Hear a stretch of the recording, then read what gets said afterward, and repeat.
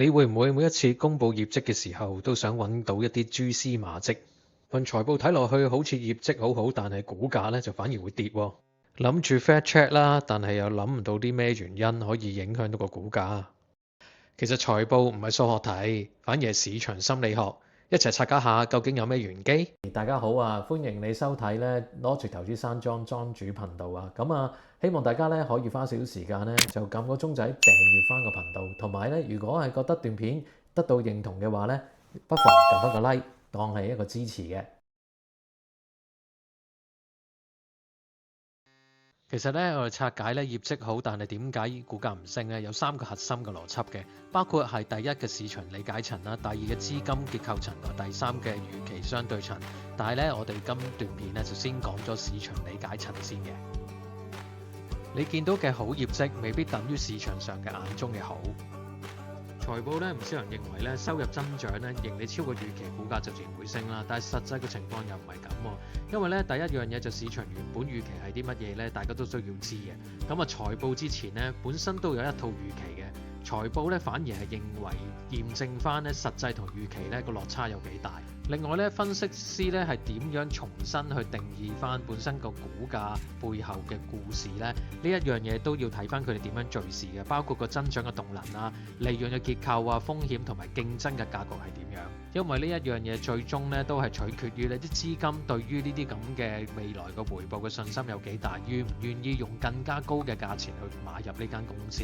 所以我哋反而要理解市場點樣翻譯一份財報。市場上嘅生態圈咧，其實有3方面嘅：上市公司啦、賣方嘅戶口啦，即係基金或者機構啦，同埋一個市場嘅共識，真係分析師點樣講法啦。但係通常咧，3方面都係唔會同時同步嘅，因為呢啲都係牽涉咗公司嘅信息嘅披露啦，或者係研究分析嘅預測，同埋咧究竟有幾多持貨喺手。一般嚟講咧，上市公司咧都係傾向咧就講啲有利自己公司嘅版本嘅啦。或者佢哋會講緊長期嘅一啲嘅願景啦，即係講話之後究竟會有幾大嘅 picture 啦。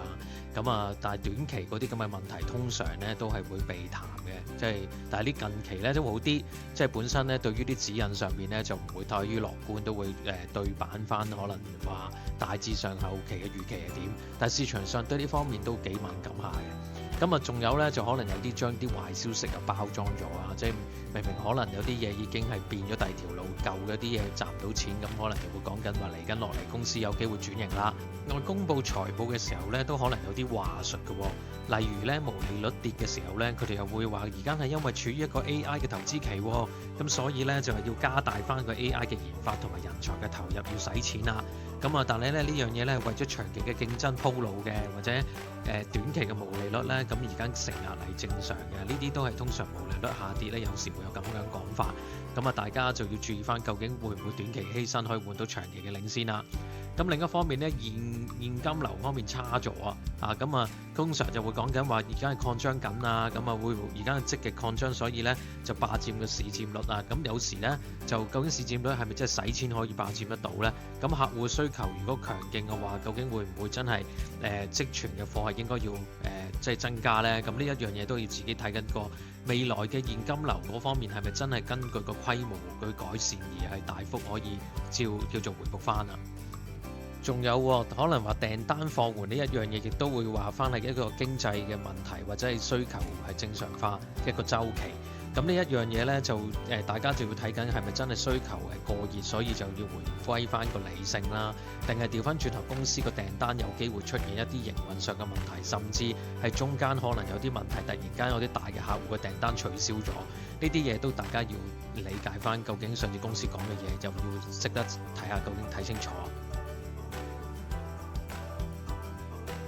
賣方客戶呢一方咧，其實好易理解嘅，佢哋係真正控制股價嘅人啦。市場上咧最重要其實唔係散戶，其實反而咧係啲對沖基金啊、長倉基金啊、pension 嘅分啊，或者係啲主權基金，因為咧其實佢哋先可以話有機會係好大幅去推動到個股價，同埋令到更加多機構投資者去選擇擺埋一齊。咁如果咧，但係個財報就算好好都好啦，咁啊一啲比較大嘅基金嘅經理咧，認為其實個增長已經見咗頂啦，或者係好似 AI 咁啦，AI 嘅開支開始咧就已經太高，可能將來咧冇咁高嘅時候就會影響到某啲板塊啊，或者咧個利潤率方面咧就未來就冇咁好嘅時候咧，佢哋就唔理你哋可能點睇，但係咧主要就係公司自己點樣睇翻佢哋自己啊，咁啊，通常啲大嘅資金重新評估翻嗰啲咁嘅公司嘅未來咧，都會係有啲唔同嘅變化。咁所以我哋有時都會睇翻咧，出完個財報之後，究竟嗰啲咁嘅大行究竟又點樣去再定嗰個目標價咧？咁呢啲有個參考價值嘅。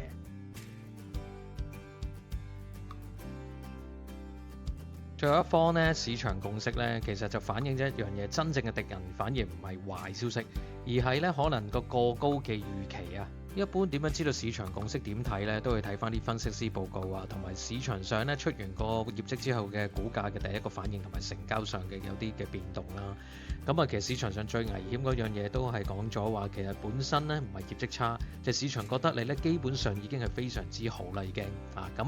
例如咧，好似 Nvidia 高增長嗰方面咧，已經完全喺個預期之中啦。又或者 Meta 咧本身有啲數，譬如 AI 嘅廣告嘅效率咧，已經本身個定價已經擺咗入邊。咁嗱，如果係萬一咧嗰個現實啊同埋個預期咧係有個落差嘅話咧，咁市場上本身係對於之前嘅預期已經好好啦，但係實際上有少少唔對路咧，其實佢哋都會覺得嗰一樣嘢係唔容許嘅。咁個驚喜嘅門檻咧越高咧就越危險啊！咁啊，當個預期拉滿咗之後，業績就算好都好，唔及去非常之驚喜咧，個股價都會好容易會下跌。去到呢度呢，我哋又講下分析師報告究竟係咩嚟啦。咁啊，一般人嚟講呢，就覺得分析師報告呢係講本身個股價大致上預測係有幾多。咁但係正確嚟講呢，其實係分析師係幫個市場呢建立緊一個估值嘅敘事啊。簡單嚟講啦，呢間公司值幾多錢，個股價正常應該幾多錢？咁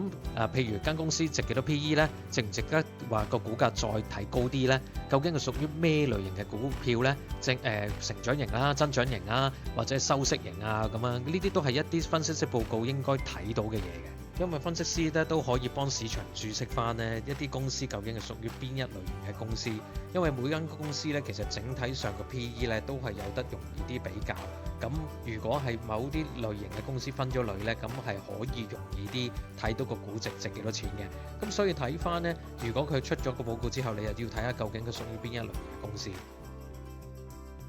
大家又知唔知呢？其實分析師咧自己都會有機會轉口風嘅喎。咁所以我哋睇個報告嘅時候呢，就唔係睇份 report，佢淨係單純去睇話 buy 啊、hold 啊定係 sell。其實呢，就睇下究竟入邊嘅內容有冇用詞方面呢有啲唔同咗啊。咁例如呢，其實通常啲上市公司呢，佢哋唔會直接講話個需求啊差咗啊、增長見頂啊、訂單又放緩咗啊。咁呢，但係本身呢，其實通常呢，佢哋都會有啲唔同嘅術語嘅。咁但係咧，我哋就會睇嘅嘢就係究竟管理層方面係會用咗啲咩詞語呢？咁究竟本身嘅分析師有冇啲注釋落去話究竟嗰個佢哋用詞方面究竟點樣睇法呢？咁嗱呢一方面呢，如果佢哋有啲譬如佢哋唔直接講個需求開始差咗。佢哋咧就話講緊環境嘅方面咧要遇到挑戰啦，其實個含義就係講緊個需求其實轉弱咗。咁如果佢話佢唔會講緊話個增長見頂啊，但係佢就會用咗話增長動能方面咧就會放緩咗啦。咁其實有機會咧係最高成長期嗰度會結束咗。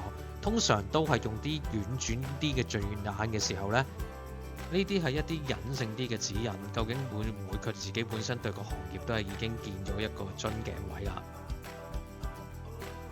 如果分析師或者市場咧對於估值嘅框架轉變咧，你就更加要留神啦。例如咧，人工智能咧喺而家目前為止，大家都知道係一個超級週期喺度擴張緊啦。咁所以咧，大家對於啲預期嘅 PE 咧可以鬆啲，同埋個股價亦都會提高一線嘅。咁啊，但係咧，當本身係進入咗呢個消化期，或者係當係已經有個調整嘅階段啦，咁啊，某方面嘅板塊可能就會睇落去嘅需求嘅增長又會放緩啦。咁呢個本身個睇落個框架咧，就要大家留意啲啊。甚至咧，可能佢哋本身嘅評價咧係冇諗過要用幾耐嘅時間嘅，咁啊，但係變咗做下一季點睇咧？呢啲都其實係會俾人覺得咧，佢市場上開始有啲保留，就唔會睇到好大。如果市場一旦由一個增長股嘅類型呢，係變咗做一個叫做經濟週期嘅循環嘅一啲股份嘅類別呢，估值呢就會直接下降㗎啦。有關業績背後嘅玄機，我哋講到呢度。咁之後我哋會繼續講資金結構層同埋預期相對層究竟係啲乜嘢嚟。記得訂閱我哋呢個頻道同埋俾 like 啊！